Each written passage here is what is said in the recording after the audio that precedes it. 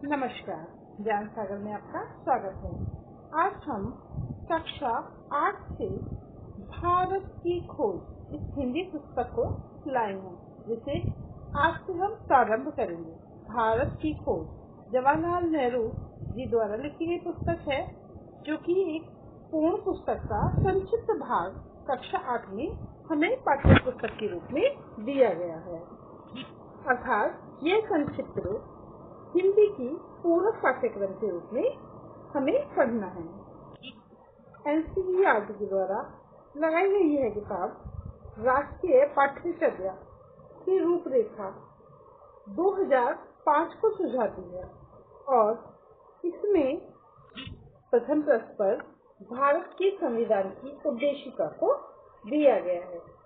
तत्पश्चात अनुवाद, संप्रेषण और संपादन, जिसमें जवाहरलाल नेहरू जी की 3 कालजयी कृतियों के बारे में बताया गया है, जो है विश्व इतिहास की झलकियां, आत्मकथा और भारत की खोज। इनमें पहली कृति की रचना यद्यपि जब इंदिरा गांधी नेहरू के लिए की गई थी, परंतु उससे भारत ही नहीं विश्व का युवा मानस को मानव का इतिहास समझने की दृष्टि मिली थी। उसी तरह जैसे उनको आत्मकथा व्यक्ति विशेषण की जीवन कथा मात्र नहीं है, बल्कि उससे नए भारत की मानसिक बनावट को समझने में अंतर्दृष्टि मिलती है। हम इससे जान पाते हैं कि जो पहली किताब है उसे इंदिरा गांधी जी के लिए लिखा गया था, उन्हें समझाने के लिए लिखा गया था। जवाहरलाल नेहरू जी की पुत्री हैं इंदिरा गांधी। भारत की खोज की जो प्रस्तावना है उसमें इंदिरा गांधी ने कहा है कि इस रचना में भारत के राष्ट्रीय चरित्र के सूत्रों की गहरी पड़ताल की गई है। भारत की खोज की रचना 1944 में अप्रैल सितंबर के बीच अहमदनगर के किले की जेल में हुई थी। यह पुस्तक 9 अगस्त 1942 से 28 मार्च 1945 के बीच में साथियों और सहबंदियों को समर्पित की गई है। हम ये बता देना चाहते हैं कि भारत की खोज लिखते हुए जो जवाहरलाल नेहरू जी हैं, चाचा नेहरू हैं, वो अहमदाबाद के किले में बंद थे और उन्होंने जेल में यह पुस्तक लिखी थी। तिथियों का यह चुनाव संयोग भर नहीं है, बल्कि उस दौर की घटनाओं के प्रति नेहरू के गहरे सरोकार की ओर इशारा करता है। पुस्तक की भूमिका में नेहरू ने कारावास के अपने साथियों को बहुत सम्मान से स्मरण किया है। कारावास के जीवन की कठिनाइयों और कष्टों के बावजूद उन्होंने असामान्य रूप से योग्य और सुसंस्कृत इन व्यक्तियों के सहचार्य को अपना सौभाग्य माना था। इस संदर्भ में नेहरू ने अहमदनगर के कारावास में अपने 11 साथियों की चर्चा भी की है। इन लोगों के साथ उन्हें इस मायने में बहुत दिलचस्प लगता था कि वे केवल राजनीतिक माहौल के नहीं, बल्कि भारतीय विद्वता के प्राचीन और नवीन भारत के तथा तत्कालीन भारतीय जीवन के सभी पक्षों के प्रतिनिधि थे। उनका संबंध भारत की लगभग सभी जीवित और प्राचीन भाषाओं से था। उनकी विद्वता का स्तर बहुत ऊंचा था। प्राचीन भाषाओं में संस्कृत और पाली के साथ अरबी और फारसी और आधुनिक भाषाओं में हिंदी, उर्दू, बंगाली, गुजराती, मराठी, तेलुगु, सिंधी और उड़िया शामिल थे। नेहरू ने लिखा है कि मेरे सामने ग्रहण करने के लिए यह तमाम दौलत थी और एकमात्र बाधा उससे लाभान्वित होने की मेरी सीमित क्षमता थी।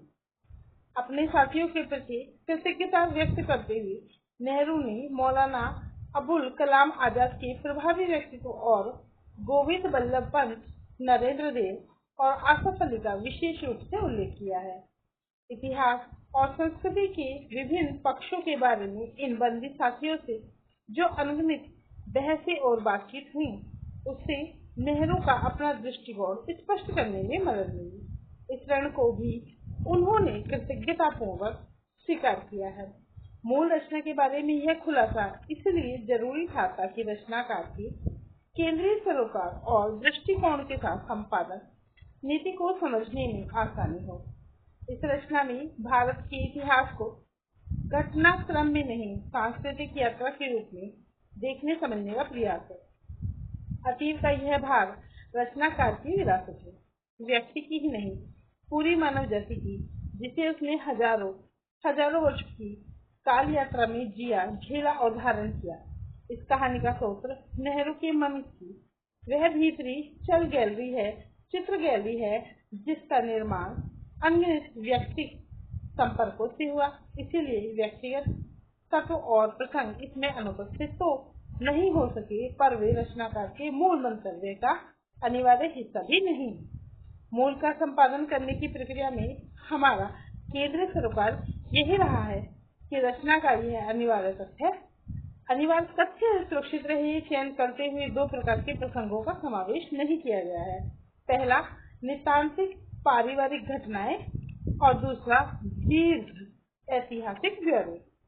संपादन करते हुए सर्वोपरि महत्व भारत की खोज के इस संक्षिप्त अनुदित संस्करण के संभावित पाठक वर्ग के स्तर और अपेक्षा को दिया गया है। यह अनुवाद पठनीय, बोधगम्य और ज्ञानवर्धक हो।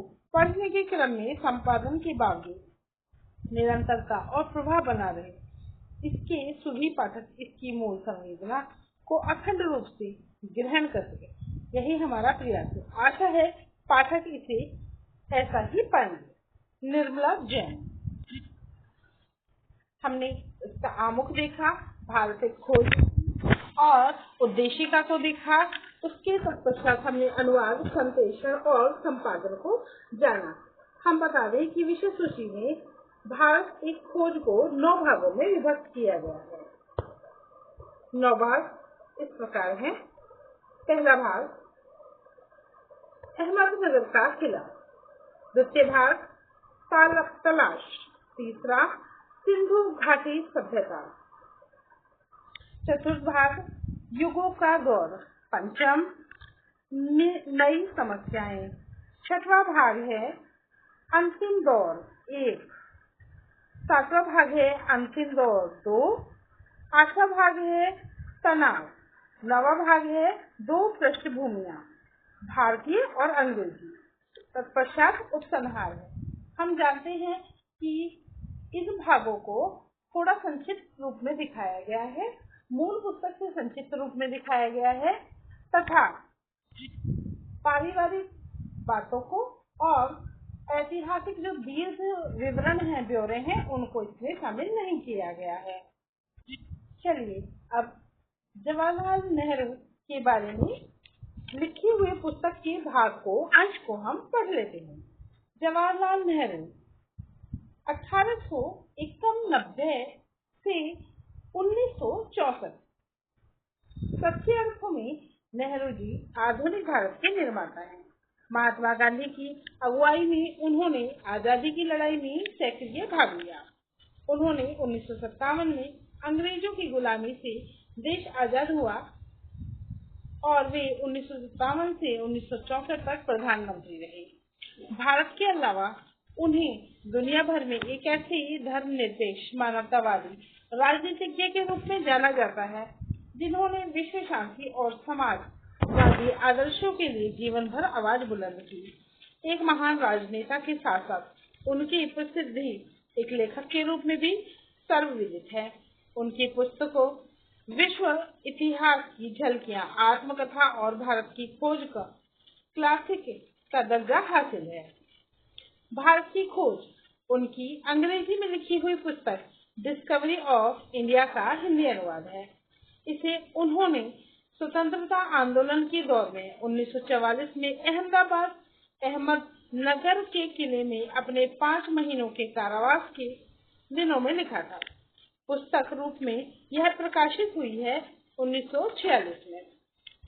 इस पुस्तक में नेहरू जी ने सिंधु घाटी सभ्यता से लेकर भारत की आजादी तक विकसित हुई भारत की बहुविध समृद्ध संस्कृति, धर्म और जटिल अतीत को वैज्ञानिक दृष्टि से विलक्षण भाषा शैली में बयान किया है। अल्बर्ट आइंस्टीन के शब्दों में इस पुस्तक से एक महान देश के गौरवशाली अतीत और आध्यात्मिक परंपराओं की समझ हासिल होती है।